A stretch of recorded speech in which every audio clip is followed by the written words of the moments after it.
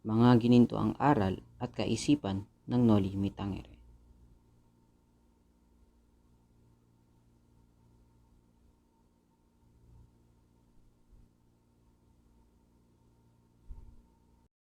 Mga tauhan na kakapulutan ng mabuting aral sa nobela. Una ay si Crisostomo Ibarra. Si Crisostomo Ibarra ay isang mapagmahal at mabait na anak. Siya ay mapagtimpi na tao kahit paman ay may nang-aabuso sa kanyang kabaitan. Pinagpatuloy niya ang hangarin ng kanyang ama at, at pangarap nito sa Santiago.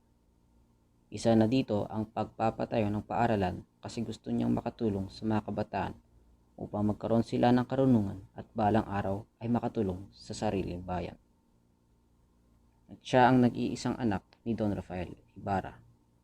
Siya ang kababata at kasintahan ni Maria Clara. Si Maria Clara ay ang mayuming kasintahan ni Crisostomo Ibarra na kumakatawan sa isang uri ng Pilipinang lumaki sa kumbento. Siya ay sobrang ganda at mabuting tao. Elias. Si Elias ay isang piloto o bangkero. Siya ang tumulong kay Crisostomo Ibarra para makilala ang kanyang bayan at ang mga suliranin nito.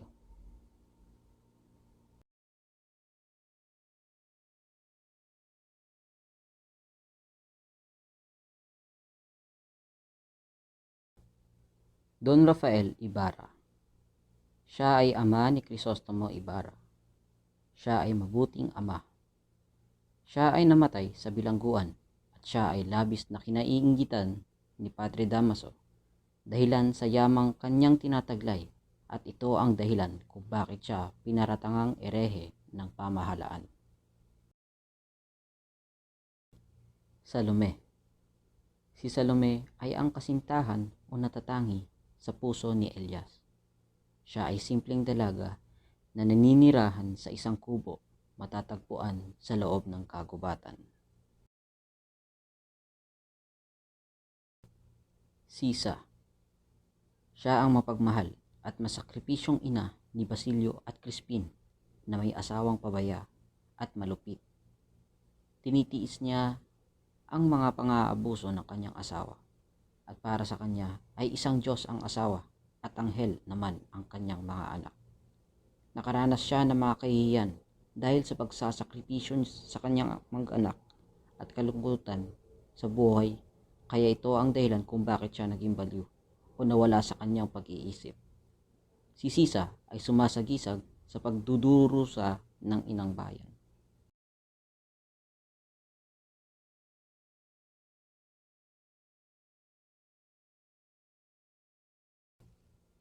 Basilio at Crispin.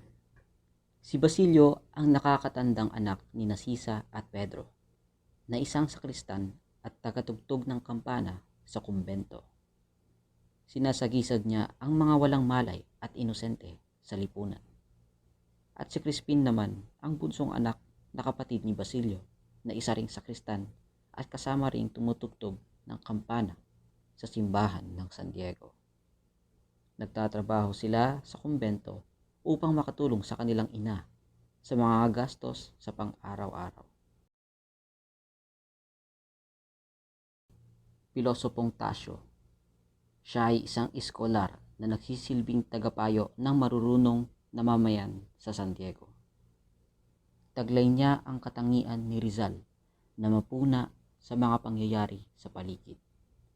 May mga kaisipan siyang una kaysa sa kanyang panahon, kaya't kaya hindi siya maunawaan ng marami. Ito ang dahilan na ang tawag sa kanya sa mga walang pinag-aralan ay Balyo na Tasyo. Kakaunti lamang ang naging eksena ni Pilosopong Tasyo sa nobelang Noli Me Tangere. Ginamit siya ni Dr. Jose Rizal na simbolo ng karunungan sa kanyang akda.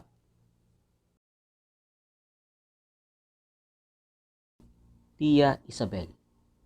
Siya ang hipag ni Kapitan Tiago na nag-aalaga kay Maria Clara simula nang siya ay sanggol pa lamang. Siya ang nagsisilbing ina ni Maria Clara at tagapayo nito.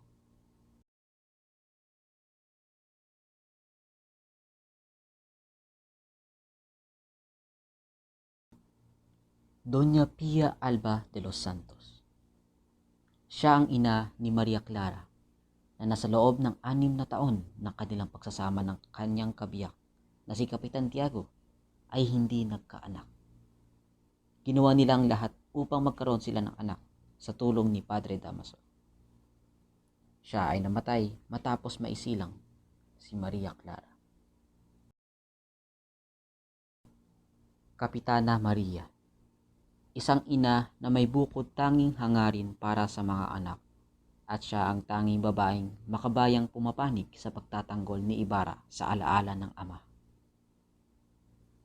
Sadyang napakaraming mga tauhan sa nobelang Noli Me Tangere ni Dr. Jose Rizal.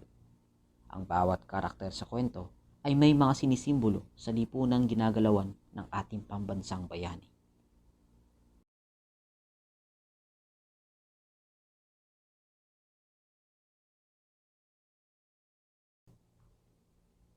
Alam mo ba, ang Noli Me Tangere ay isinulat ni Dr. Jose Rizal para maipakita at maipamulat sa mga Pilipino ang mga pang-aabusong ginawa ng mga pari noong panahon ng mga Kastila. Ang aktang ito ni Rizal ay nangangahulugang touch me not sa Ingles at wag mo akong salingin sa Filipino. Ang titulo ng nobelang ito ay refleksyon ni Rizal sa mga pangyayari sa ating lipunan noong panahong nasakop tayo ng mga dayuhan, upang mamulat tayo sa katotohanan sa mga masasama na ginawa sa atin noon ng mga Kastila at iba pa. At pinapakita ang mga nangyayari noon at sa kasalukuyan kung paano pahirapan ng mga makapangyarihan ang mga tukha o mga mahihirap. Mga ginitoang aral at kaisipan. Unang kabanata, pinamagatang isang handaan. Hindi sa pagiging relihiyoso masusukat ang kabutihan ng isang tao. Tulad na lang ni Padre Damaso. Siya ang kura, ngunit ang kanyang pagkatao ay masama. Ayusin ang pakikitungo sa ating kapwa, anuman ang kanilang estado. Hindi dahil mataas ang ating estado at kapangyarihan ay may karapatan na tayong manliit sa mga nakababa sa atin. Sunod na kabanata ay pinamagatang Crisostomo Ibarra. Maging magiliw sa mga bisita o kakilala. Kung maganda ang pakikitungo mo sa sinumang panauhin, ay iyo rin ang kanilang pakikitungo sa iyo. Kalaunan ay magugustuhan nila ang iyong pag-uugali. Ipakilala ang iyong sarili sa tunay na ugali. Huwag magpanggap bilang isang tao, malayo sa iyong sarili para lamang hanggaan ng iba. Maging magalang kahit pinakitaan ng kagaspangan ng ugali. Huwag magpa-apekto sa mga masasamang salita na sinasabi sa iyo. Isipin na lamang na baka masama ang kanyang araw, kaya pagpasensyahan na lang. Sa hapunan. Ang totoong may pinag-aralan ay hindi lamang puro akademiko, kundi pati rin ang kabutihang asal. Walang silbi ang edukasyon kung nagkulang ka sa asal. Mag-ingat sa mga salitang sinasabi dahil maaari itong makasakit sa damdamin ng isang ibang tao.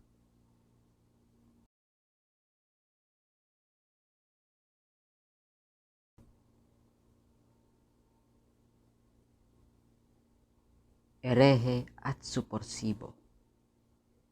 Minsan ang mga taong iyong pinagkatiwalaan ay siya rin ang sisira sa iyo, tulad na nangyari kay Don Rafael Ibarra. Noong siya ay kinasuhan, imbis na siya ay pinagtanggol, ay itinakwil siya ng mga taong kanyang pinagkatiwalaan. Hindi pala sila tunay na kaibigan dahil naiinggit sila kay Don Rafael. Kaya maging patas sa paghusga sa kapwa at bigyan ng hustisya ang mga taong nasa tama. Huwag mang alipusta sa kahit sinuman. Ang inggit ay magtutulak sa atin na gumawa ng masama. Bituin sa karimlan. Sa kabila ng mga problema, huwag sumuko dahil may kagandahan pa rin ang buhay. Huwag maghiganti sa mga taong nanakit sa iyo dahil wala itong may dudulot na maganda. Si Kapitan Tiago. Huwag gamitin ang iyong kapangyarihan upang pagsamantalahin ang kapwa. Ang kahirapan ay hindi hadlang upang makamit ang tagumpay. Sipag, tiyaga at diskarte ang kailangan upang tayo ay umesenso sa buhay. Huwag maging mapagmataas. Suyuan sa balkonahe. Importante ang tiwala sa isang relasyon at katapatan ng tunay na pag-ibig. Mga ala-ala. Naipapakita sa kabanatang ito ang kalagayan ng mga Pilipino noong panahon ng pananakop ng mga Kastila.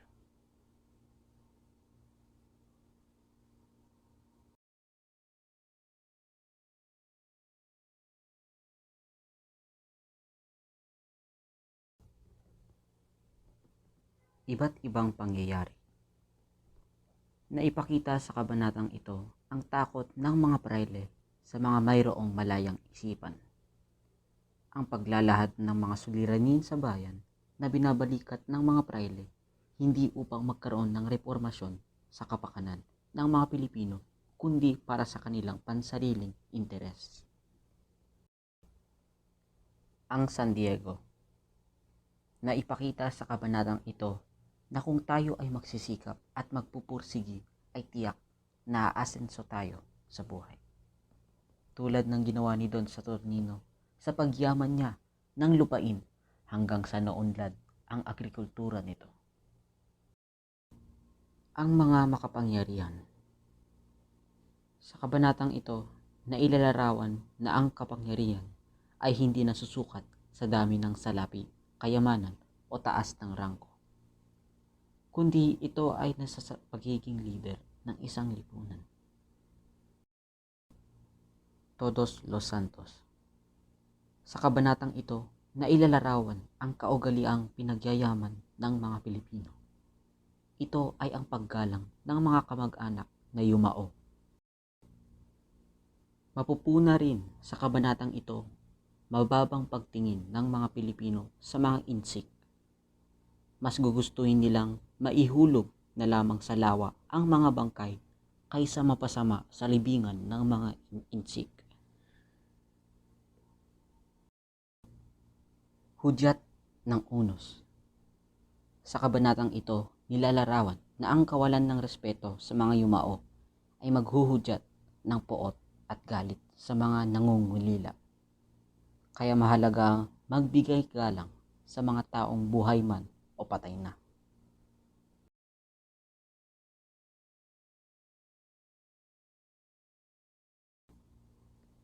Baliw o pilosopo. Sa kabanatang ito, nailalarawan na ang pangungutya sa kay Pilosopong Tasyo. Pero sa katunayan ay malalim o masikot ang kanyang pag-iisip dahil sa kanyang napag-aralan. Dapat bukas ang ating isipan sa kahit anong aspekto. Hindi dapat kinukutya ang mga taong inaakala nating baliw dahil lang sa hindi natin sila naintindihan. Sinasagisag ng kabanatang ang mga mayroong pinag-aaralan sa panahon ng mga Kastila na nangangarap ng pagbabago hingil sa pamamahala ng mga Kastila noon. Ang mga sakristan. Masama ang mambintang sa tao lalo na pag walang ebidensya. Magdudulot ito ng sama ng loob sa taong akusado, tulad na nangyari kay Crispin. Magpakatatag sa kahit anong problemang hinaharap. Sa kabanatang ito, natuklasan natin ang pagtalon ni Basilio mula sa kampanaryo upang makatakas. Sinisimbolo nito na dapat tayong magpakatatag anuman ang problema o trahedya sa buhay. Si Sisa. Huwag abusuhin ang mga taong nagmamahal sa iyo at nagpapahalaga sa iyo. Baka dumating ang araw na mumulat ang kanilang mga mata at kahit kakating na pagmamahal para sa iyo ay wala nang matira. Tulad ng pagmamahal ni Sisa sa kanyang asawa na si Pedro. Kahit na inaabuso na siya neto, iniindan niya dahil sobrang mahal niya ito. At pinagsasamantalahan naman ni Pedro ang pagmamahal nito upang makuha ang gusto neto.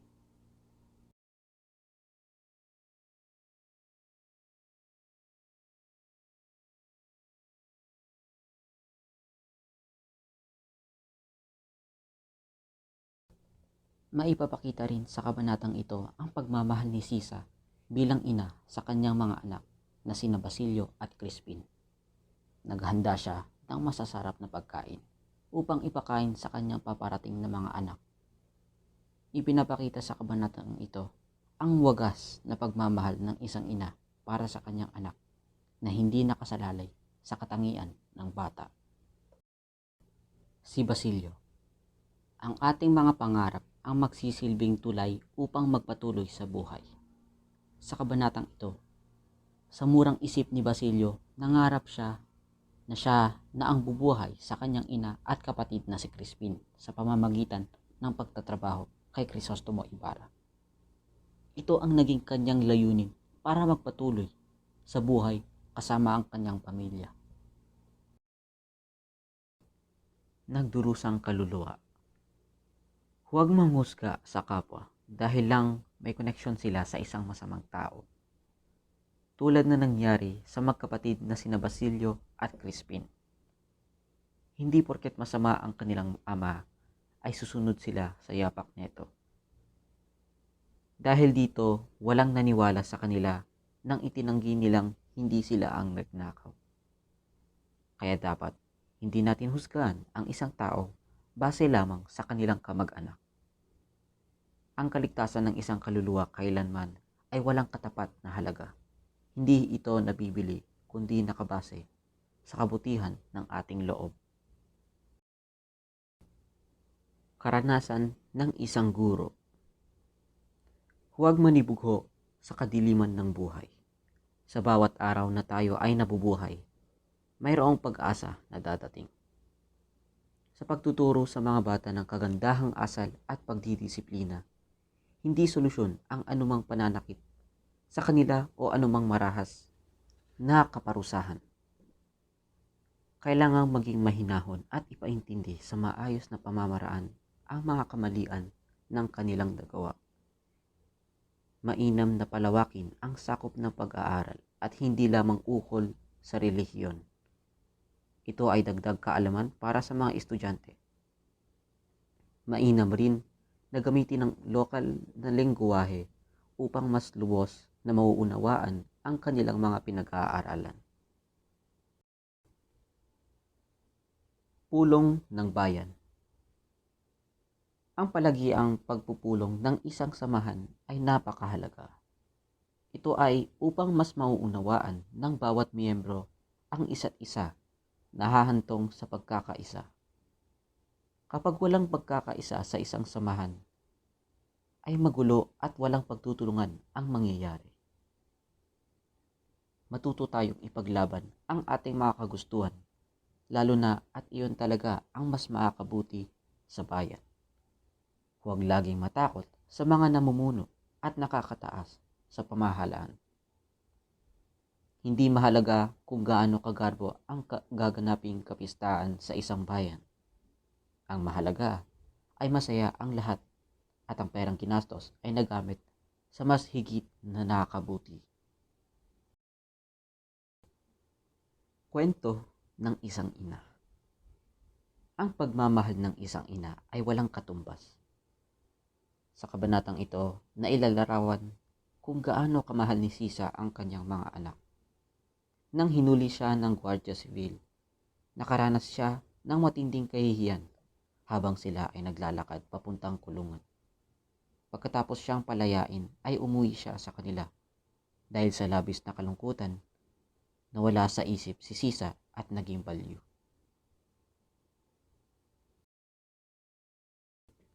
Huwag ka magpapaapi sa kung sino. Kahit siya ay may mataas na posisyon sa lipunan kung alam mong ikaw ay nasa tama. Nabasa sa kabanata kung paano ipinagtanggol ni Sisa ang anak sa Gwardiya Sibil dahil alam niya bilang ina na hindi magnanakaw ang kanyang anak. Dilim at liwanag. Ang aral sa kabanatang ito ay mayroong kanya-kanyang pananaw at nililihim na pag-iisip ang bawat tao. Ito ay maiihihan tulad sa pag-iisip ng kura na si Padre Salvi. Kahit na hindi binanggit ang eksaktong nasa isip nito, ayon naman kay Maria Clara, ito ay tila may binabalak ng dahil sa malalagkit na tingin nito sa kanya. Ang buhay natin may hatid na dilim at liwanag. Walang buhay na puro liwanag o dilim lamang. Kailangan balanse ang mga positibo at negatibong aspekto sa ating buhay. Tulad ni Maria Clara, ang kanyang liwanag ay si Crisostomo at ang kanya namang dilim ay si Padre Salvi. Pangingisda. Sa kabanatang ito ay ipinakita kung paano nagkaroon ng tupinan ang mga kadalagahan at kabinataan sa kanilang panahon. Malimit na grupo sila kung mamasyal na kasama ang kanilang mga mag-ina, tiya at iba pang nagsisilbing tagabantay. Ngunit laging may paraan ang mga mangingibig upang magkasarinlan at magkalapit sila sa mga minamahal. Ang tipunan ay halos umiinog lamang sa mga pagsasalo-salo sa hapag, pag-aawitan, pakikipaglaro at pakikipagkwentuhan. Sa oras ng sakuna ay mas maganda ang natutulungan, katulad na lang ng ginawa ni na Elias, ang bangkero, at si Ibarra sa kanilang pangingisda ay wala silang mahuling isda sapagkat laging sira ang kanilang pangisda. At nalaman nila na mayroon palang isang malaking buhaya. Sinisid naman ni Elias ang buhaya at agad naman sumunod si Ibarra para tulungan si Elias. Kaya naman matagumpay nilang nagapi ang isang malaking buhaya. Sa gubat, mahalaga ang pagkakapantay-pantay sapagkat lahat ng tao ay nilikha ng Diyos na pare-pareho at walang nakalalamang sa iba. Dapat na hindi natin ituring na nakahihigit tayo sa iba. Ito man ay sa antas ng ating pamumuhay o iba pang kalagayan. Tayo ay pantay-pantay lamang ng mga karapatan at kalayaan. Isang aral na makukuha rito ay kung paano nagsisisihan ang simbahan at pamahalaan sa mga pagkukulang at pagkakamali nito. Nang mawala ang mga anak ni Sisa, ay nagsisihan ang alperes at kura kung sino ang may kasalanan sa insidenteng ito. Sinisimbolo ng alperes ang pamahalaan habang ang kura ang sumisimbolo sa simbahan. Ang may kasalanan sa lumalalang kanser sa lipunan noong panahon ng iyon ay ang mga mananakop at ang mali nilang pamamamalakad. Ngunit walang gustong umaka ng problema. Sinasabi rin sa kabanatang ito na tumitindi na ang pagnanasa ni Salve kay Maria Clara. Bahay ng pantas. Ang edukasyong naabot ay hindi sapat kung gagamitin ito sa dahat at kayabangan. Kinakailangan ng kabutiang loob at matalinong pagpapasya para maabot ang mga mithi. Kung alam ng puso at isip na nasa tama, gawin ang mga bagay ng naaayon nang walang tinatapakang tao. Matutong abutin ang pangarap na buong tapang at may kagandahang asal. Sa panahon ngayon, marami ang may mataas na pinag-aaralan na hindi nakapag-iisip ng tama dahil sa diploma ng kanilang hawak.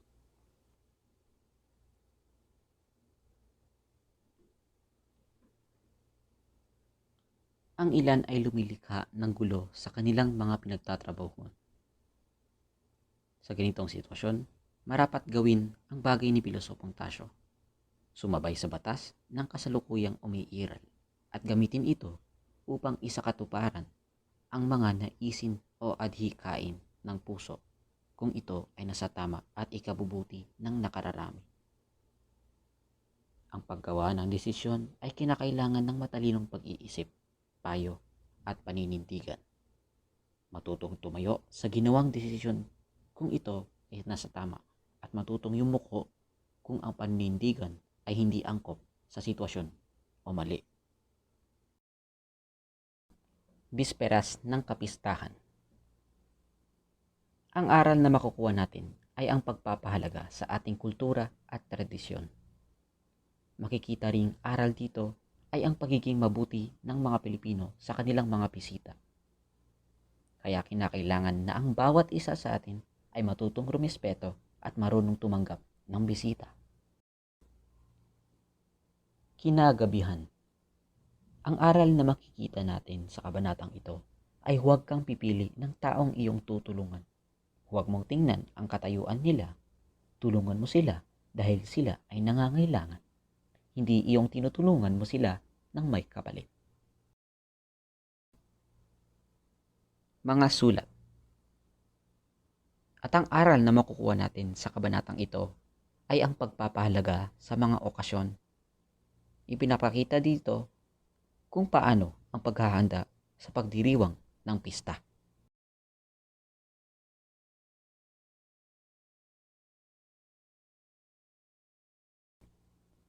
Gaano man kabongga o karangya ang gagawin nating pagdiriwang ng pista, ay huwag sana nating kalimutan. Ang tunay na diwa nito ang magpasalamat sa patron sa lahat ng biyayang natatanggap natin. At patungkol naman sa pagsusugal, ito ay masama. Ito ay hindi nakatutulong sa atin. Kung mamalasin ka, ay talagang mauubos ang iyong salapi. Kaya maghinay-hinay isipin na ang pera ay mahirap kitain. Huwag ipagsugalan sapagkat ang sugal ay walang kasiguraduhan kung mananalo ka o hindi. Ang araw ng pista. Ang aral sa kabanatang ito ay ang pagpapahalaga natin sa mga nakasanayan nating okasyon. Kung saan sa kabanatang ito ay abala ang lahat. Maraming tao ang nagsasaya dahil araw ito ng kapistahan. Kinakailangan hindi tayo magtapon ng pera o kahit ano. Ayon kay Pilosopong Tasio, hindi daw dapat magpakahangal kung gusto lamang nating magpakaligaya. Ang nakalulungkot isipin na napakaraming nagdaralita, subalit higit na marami ang nagtatapon lamang ng pera. Dahil gusto ng mga Pilipino na dagling malimutan ang kanilang mga problema. Sa araw ng pista ay gumastos sila ng malaki nang hindi iniisip ang kinabukasan kung ano ang mangyayari. Hindi nila iniisip na maraming mga tao walang salapi at lubos na nangangailangan. Sa simbahan. Ang aral na makukuha natin sa kabanatang ito ay may iba't ibang paniniwala. Ang mga tao kaya kailangan natin itong respetuhin. Kagaya ng pagpasok natin sa simbahan, kung saan ay inilalagay natin ang daliri natin sa binditadong tubig. Dahil ayon sa paniniwala ay mababasbasa tayo at mababawasan ang ating mga sala at iba pa.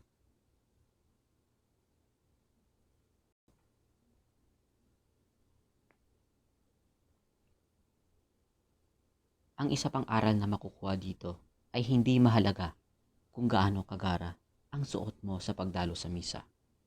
Ang mahalaga ay ang tunay na hangad mo sa pagpasok sa simbahan. Iyon ay ang makipaglapit sa Panginoon at makinig sa kanyang mga aral. Walang basihan kung gaano man kagara ang iyong kasuotan, dahil ang tinitingnan ng Panginoon ay ang linis ng kalooban ng isang tao. Ang sermon. Ang aral sa kabanatang ito ay huwag tayong magpakabanal sa likod ng ginawa nating masasama. Lahat ng tao ay pantay-pantay sa mata ng Diyos. Kaya ang simbahan ay dapat bukas sa lahat. Mayaman man o mahirap. Ang mga patama ni Padre Damaso sa mga tao sa loob ng simbahan sa pamamagitan ng kanyang sermon ay pagpapakita lamang ng hindi niya pantay na pagtingin sa mga tao. Sa loob ng simbahan ay may upuan at lugar na nakalaan sa mga prominenteng tao, samantalang ang mga mahihirap at ordinaryong tao ay nakasalamapak lamang sa sahig. Habang papalapit sa altar ay binati ng kura ang mga taong malalapit sa kanya. Ang lalong nakapagtataka ay ang pagbati niya kay Ibarra ng pakindat sabing hindi niya kinalilimutan ang binata sa kanyang mga panalangin. Ang panghugos. Ang aral sa kabanatang ito ay kinakailangan nating gamitin ang ating mga natutunan o mga kaalaman sa buhay. Kagaya ng ginawa ng lalaking maputla, siya ay nakagawa ng makinang panghugos na itinuro sa kanya ng kanyang ama. At ang nagturo naman sa kanyang ama ay si Don Saturnino. Kaya bilang tao, kinakailangan nating gamitin ang ating kalaman o natutunan sa buhay dahil ito ay makakatulong hindi lang sa iyo, pati na rin sa iba.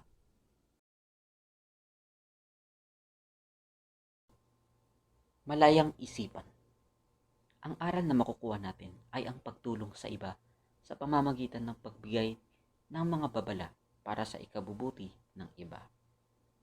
Kagaya ng ginawa ni Elias.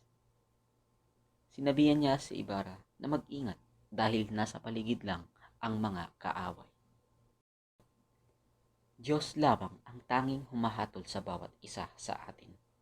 Sapagkat siya ang humahatol, siya lamang din ang may karapatang kunin ang buhay na ipinahiram niya sa atin.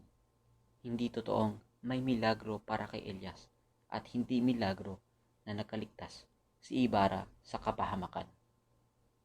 Ang lahat ay nasa kamay ng Panginoon. Pananghalian. Ang aral sa kabanatang ito, hindi lahat ng tao ay nakapagtitimpi at hindi sa lahat ng oras ay mapagpasensya ito. Lalo na kung ang pinapatungkulan ng pang-aapi o panglalait ay ang kanyang mahal sa buhay. Kaya dapat nating irespeto ang ating kapwa. Matuto tayong suportahan ang mga tao may mabuting hangarin para sa lahat. Katulad ni Ibarra na nagpapatayo ng paaralan sapagkat nais niyang makatulong sa batang walang matinong edukasyon. Reaksyon. Anumang balita ang ating maririnig ay huwag nating agad paniwalaan. Mahalaga na alamin muna natin kung totoo ba o hindi ang balita na ating nalaman. Kung wala naman tayong masabing mabuti, ay manahimik na lang tayo.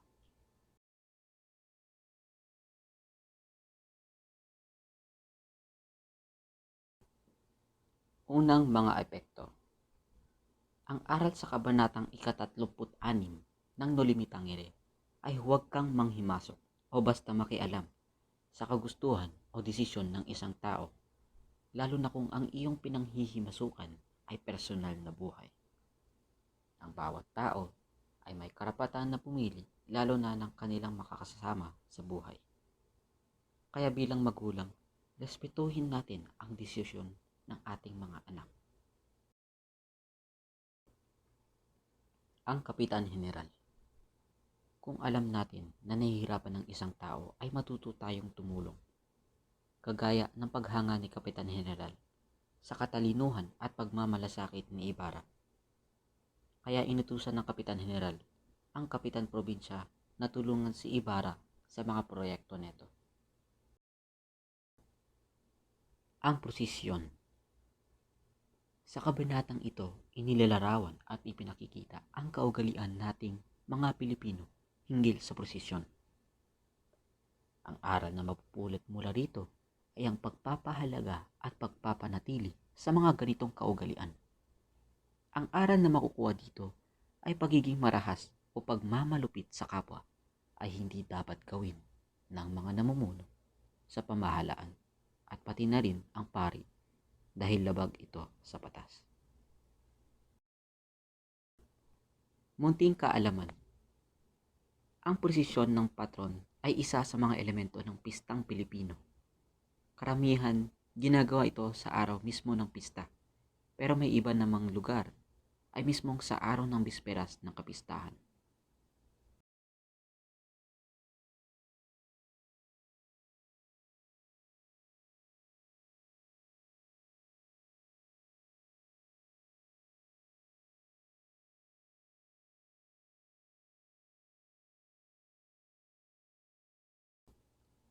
si Doña Consolacion.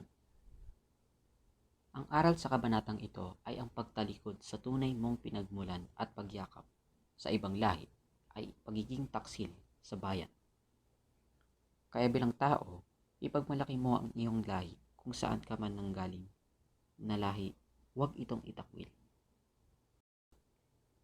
At huwag mong samantalahin ang kahinaan ng iba para lang mapagbigyan ang iyong mga nais, katulad na lang ng ginawa ni Doña Consolacion kay Sisa. Para maibsan ang kanyang pagkabagot, ay ginagawa niyang libangan ang babaeng ito na nawawala sa kanyang katinuan, pilit na pinaawit ang babae. Pagkatapos nito ay pilit namang pinasasayo kapag hindi sumusunod si Sisa, ay nilalatego niya ito. Karapatan at kapangyarihan. Ang aral sa kabanatang ito ay huwag abusuhin ang pagkakaroon ng katungkulan sa pamahalaan para sa pansariling kapakanan. At bago magpatupad ng palabas, ay humingi muna ng pahintulot sa mga tao. Kasi baka makasabagal sa ibang tao na hindi naman nanonood. At kung may mga problema mang nararanasan bilang isang mag-asawa, ay mag-usap na lang, huwag nang makipagsagutan. Dahil baka makabala tayo sa ibang kabahayan. At sa kabanatang ito ay tinuruan tayo ni Rizal na matutong lumaban. Lumaban para sa ating mga karapatan, lalo na kung tayo ay nasa katuwiran. Ito raw ang ating magiging lakas upang manaig ang katotohanan. Sa kabanatang ito ay nahinto ang palabas dahil nagkakagulo ang mga tao at ang Gwardiya Sibil.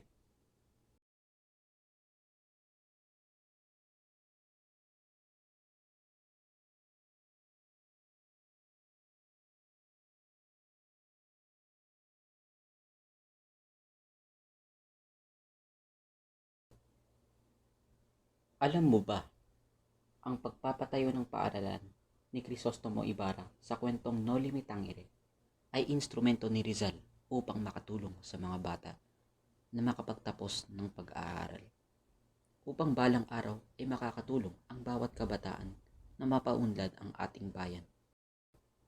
Ika nga ni Rizal na ang kabataan ang pag-asa ng bayan at ang edukasyon ay ang pundasyon ng mga tao. Napakahalaga ng edukasyon. Ito ay susi tungo sa magandang kinabukasan. At ito ang paraan upang mabuksan natin ang ating mga kaisipan sa mga pangyayari na ating mga nararanasan at pagdadaanan pa sa kasulukuyan. Kaya mag-aral tayo ng mabuti upang buhay ay bumuti. At dito magtatapos ang mga ginintuang aral at kaisipan ng Noli Me Tangere.